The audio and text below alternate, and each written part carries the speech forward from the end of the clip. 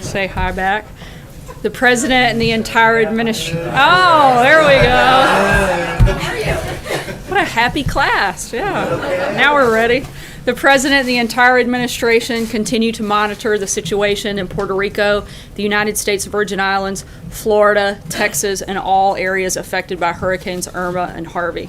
FEMA Administrator Long is traveling to the affected areas today, and the President will be making a trip to Florida on Thursday. The President's action during these times demonstrate why he's a true leader who can bring the country together and get things done for the American people.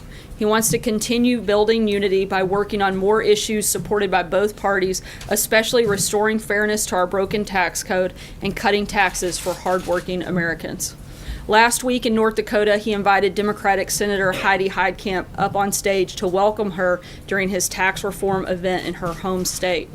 Tonight, he'll host Senator Heitkamp along with colleagues of hers from both parties, Senators Donnelly, Hatch, Manchin, Thune, and Toomey, for a dinner at the White House to discuss working together to achieve real tax reform that allows Americans to keep more of their hard-earned dollars.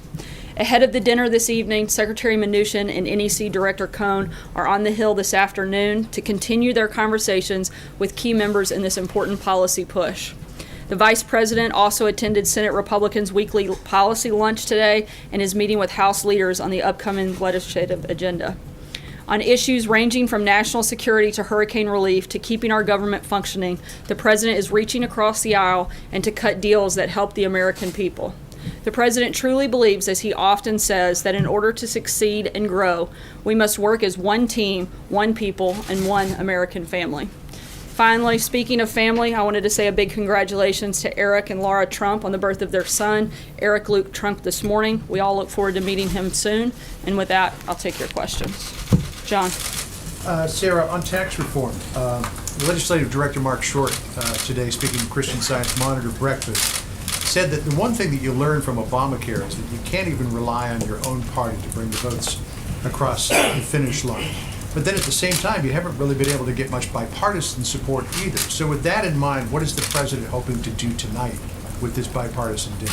I think it's start that conversation, start talking about things that we all agree on. As I've said many times, I think everyone can agree that Americans should keep more of their money than the government. They spend it certainly far better than the government can.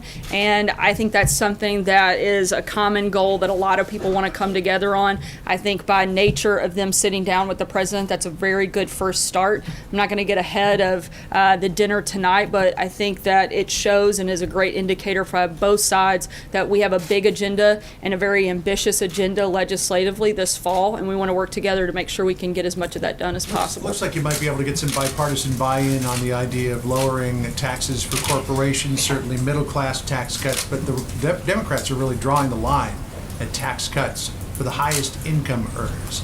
Can the President cut some sort of deal with them that sticks to his principles but then also satisfies them, or is there an unbridgeable gulf there? The President, I think, has demonstrated both in his business world and as President that he can make deals, and that's certainly what he's looking to do, and he's going to work hard to make sure that we get the best deal possible on tax reform.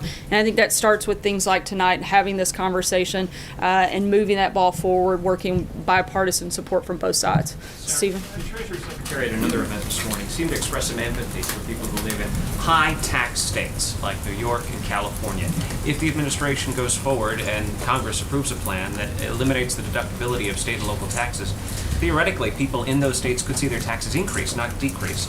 Is the administration committed to doing something to help people in those high-tax states? Look, again, we're looking to work with Congress to make sure we get the best deal possible for all Americans across the board, and that includes people in high-tax states. Matthew? Thanks, Sarah. It's being reported that the Malaysian Prime Minister on his visit here is staying at the Trump Hotel. Two questions on that. Did that come up at all in conversations with the President during their meetings?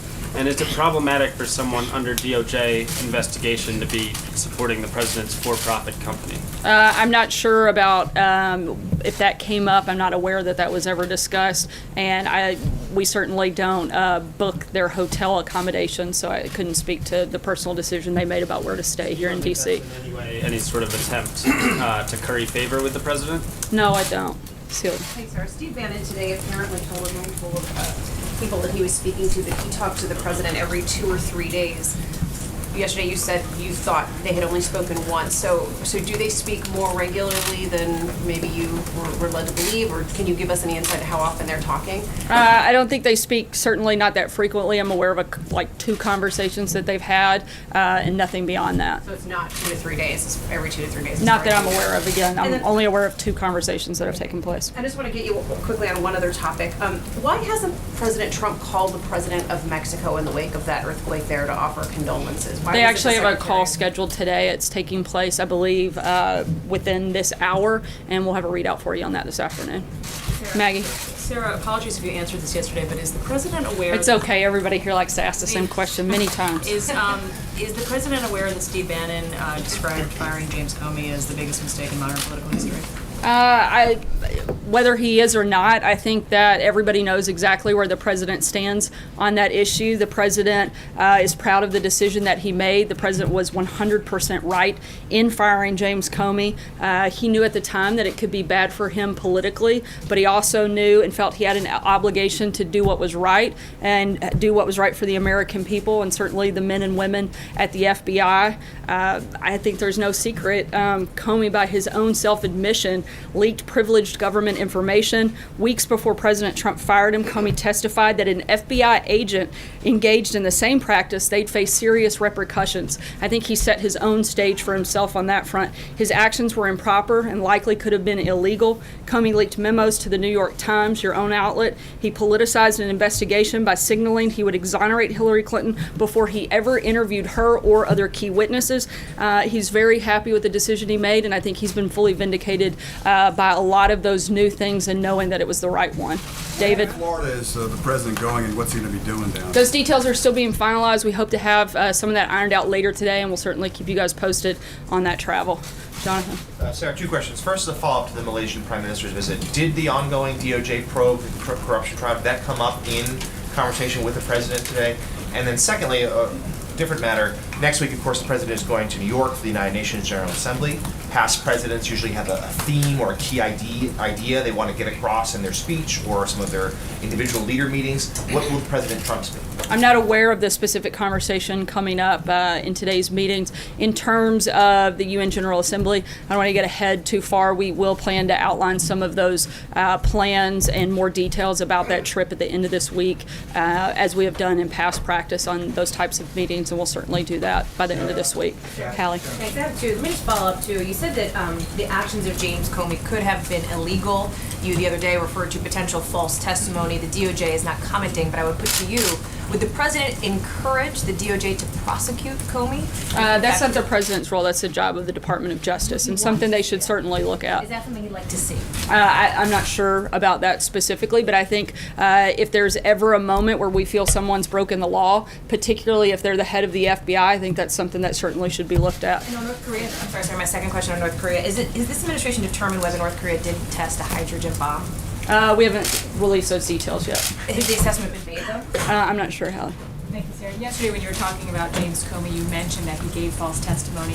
Didn't hear you say that again today. Do you still stand by that? I did say that actually You did today. say that. Yeah, and he did. Sorry. Separately, when it comes to Steve Bannon, the Wall Street Journal reported that they spoke the other night. That's what Steve Bannon told the gathering in Hong Kong. Do you know if they discussed the 60 Minutes interview, and has the president said that it's something he would like to discuss with Steve Bannon? He hasn't said whether he'd like to discuss that, at least not to me on that front. John Gizzi?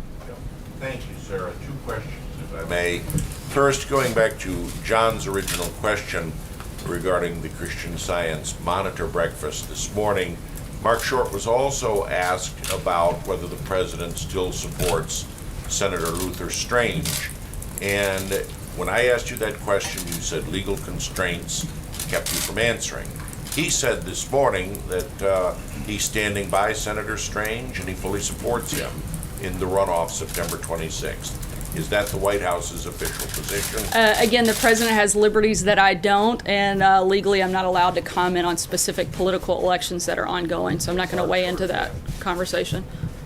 I'm sorry, I'm not in a place where I can comment directly from behind the podium about elections that are upcoming. My other question is a political question as well. Two United States senators, Heller of Nevada and Jeff Flake of Arizona, face spirited primary challenges. State Representative Justin Simmons, a strong supporter of the president in Pennsylvania, declared his candidacy against Congressman Charlie Dent, who announced his retirement on Friday. Will the White House back challengers to sitting Republicans in primaries? Again, I'm not going to weigh in on elections that are ongoing from the podium. That's something that the Hatch Act prohibits me from being able to do. James. Sir, on North Korea, what did the president mean today when he said that the latest UN sanctions resolution was not a big deal? I think he actually said this is a small step and part of the process. But look, I think that the ultimate goal here is a denuclearized Korean peninsula. That's what we have to push towards. We're going to continue taking those small steps, but at the same time, we know that those very parties that voted to do this all have to do more. The president's called on them to do more, and we continue to hope that they will. Is the president comfortable with his son, Donald Trump Jr., testifying publicly up on Capitol Hill? I'm sorry, can you say? Is the president comfortable with his son, Donald Trump Jr., testifying publicly up on Capitol Hill? Senator Feinstein has indicated that she'd like to see that happen. And separately, but on the same... I think she said she'd just like to see him testify. Look, this administration's been very clear. We're going to be transparent and cooperative with this process. We know that there was nothing improper took place, no wrongdoing, and we're ready to see this come to its full conclusion and everybody else to see that as well. So the president would be comfortable... The president, again, the president is comfortable with us being fully transparent and cooperating with this process, as we've done every day since it started, and will continue to do as we move forward. And if I may just ask a quick little follow-up question, Jared Kushner, was there any discussion about him stepping aside earlier this year, leaving the administration? No conversation that I'm aware of, and certainly no presentation, as both the president's attorneys have gone on record to say. David. Yeah, sorry. Mark Short also said today that I believe that administration would not tie funding for a border wall to some sort. I believe he actually said it would be premature to determine whether or not that would happen. So what I guess what I'm saying is, it seemed to leave the impression that the administration would be open maybe to a bill for the DACA recipients that would legalize them without any other strings. Is that what you're saying? I think what we're saying is what we've been saying all along. We haven't mixed messages here. We want responsible immigration reform. That hasn't changed. The president's very much committed to the wall. We're also committed to some other principles that we've laid out, and none of those have changed. John Decker. Thank you, Sarah. Just a couple of questions, if I could, about the dinner tonight and your efforts on tax reform. You mentioned guests this evening, 3 Democratic senators, Senators Donnelly, Senators Manchin, Senator Heitkamp, all up for re-election next year. Do you know how those particular guests were chosen, first of all? I think just by their willingness to want to sit down and have these conversations with the president, certainly something that we are looking forward to, and hopefully will be very productive steps forward in the process of having a very ambitious legislative agenda for the fall. Senator John Tester of Montana indicated today that he was not invited, but is open to talking about tax reform. Does that mean that he perhaps could be a future guest of the president's for dinner?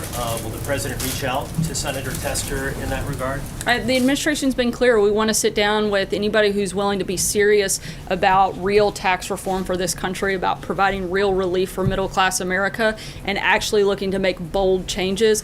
Those are the conversations we want to have, and I would imagine if Senator Tester wants to be involved in those and is serious about it, we'd certainly be willing to have that conversation with him. Alex. Last year on the campaign trail, the president said he wouldn't support amnesty. But last week, he asked Congress to legalize DACA. So why the change of heart? I think that the president has spoken out very clearly that he wants us to make this decision based on a variety of factors, but the number one thing is that he wants responsible immigration reform, and part of that is including that in the process. Trey? To want responsible immigration reform. I'm sorry? What convinced them to want responsible immigration reform? I think the president's always wanted responsible immigration reform, something that is important for the country moving forward, but he also wants to make sure American jobs are protected, American citizens are protected, and that's why it can't be just one piece but comprehensive. Trey? Thanks, Sarah. Earlier, you referenced two things about the former FBI Director James Comey. First, you said the leaking of information likely could have been illegal. You went on to say something that could be looked at. Are you encouraging, is this White House encouraging the Department of Justice to investigate the former FBI Director James Comey for leaking information? No, as I told Hallie, this is anybody that breaks the law, whatever that process is that needs to be followed, should certainly be looked at. If they determine that that's the course of action to take, then they should certainly do that. But I'm not here to ever direct DOJ in the actions that they should take. I could follow up on an earlier question, too. A lot of conversations here in Washington about the midterm elections in 2018. What role is the president looking to play in the 2018 elections? Will he be supporting specific candidates? And will he be using his support as leverage to have those members of Congress support his domestic agenda? Look, I think the president is going to support the agenda and accomplishing things that help America. But in terms of specific elections and whether or not he's going to weigh in, as I've said to a couple of your colleagues already today, I'm not going to be able to weigh in from the podium on that. April? Sarah, two topics. One, can you talk to us about the Tim Scott meeting tomorrow evening and what's the crux of it? Also, it's supposed to be about Charlottesville, HBCUs, and just the African-American perspective. What would you say is supposed to be taking place? I'm not going to get ahead of their meeting. We'll certainly be happy to provide information after the meeting is over. But at this point, I think it's certainly a conversation that Senator Scott wanted to have with the president, and the president wanted to have the opportunity to meet one-on-one with the senator. I'm not going to get into anything beyond that at this point. Is the HBCU conference happening, or is it not the White House portion? It is going forward. It is happening. It'll take place here at the White House. And last question, just for an understanding, how does the president receive and give calls from his cell phone during work? I mean, I know it sounds very trite and small, but there's been a lot of controversy about how the president is being handled, I guess, by General Kelly, and how he keeps certain people in, certain people out. And then you're hearing Steve Bannon say that he's had many calls, and you're saying that, well, he's talked to the president several times, and you're saying you're not aware of that. So it leads us to believe that it's this conversation, this phone thing. Could you talk to us about the use of his cell phone? Is this like during the day, after hours, or what? Because, I mean, there have been stories about the cell phone use and people calling in. There have been a lot of things that you guys have written that I've seen to be controversial. That one hasn't been something I've seen a whole lot about. But the president has access.